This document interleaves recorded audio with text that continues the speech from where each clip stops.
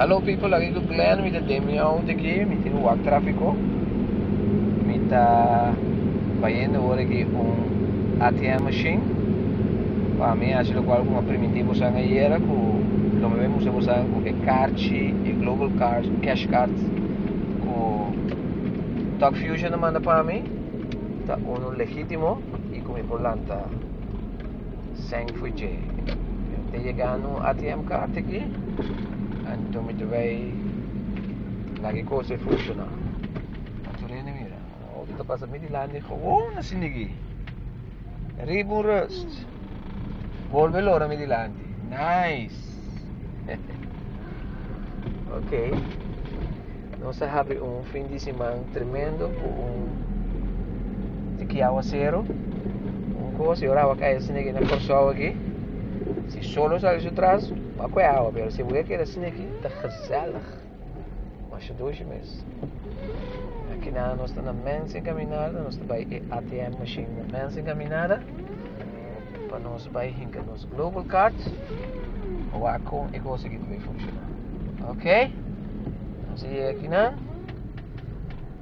Então, nós estamos nos glass.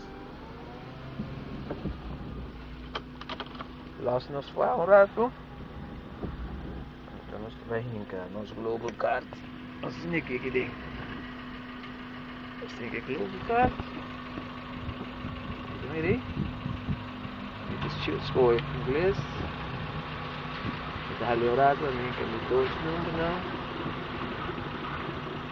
Feedback. Ok.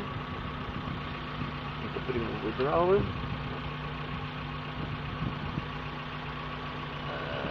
The funds, $2, and the PDA.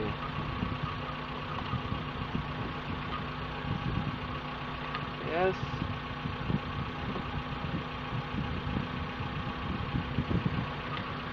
Agora eu vou as bancas cobrando $3, passa a transação. Porque dá-me cash card back. Ready? Então, acabou. Here comes the money. Até que chama. Amiri? Miami Seng. O Talk Fusion nem queria me conta. Mas foi party. Sobrado aquele dentro. Aqui me está com o recibo. Esse aqui vai mostrar você que é business de Talk Fusion, é um business sério, um business legítimo. Então não dá se tudo o qual que não permite. De menos que 2 semanas Miami Global Card. Em 4 dias, 1 semana e meia, comida está dentro do negócio, mas genera $800. E Miami Card era, maneira de mostrar você, aí mas bini e malanta $100 fora de minha conta.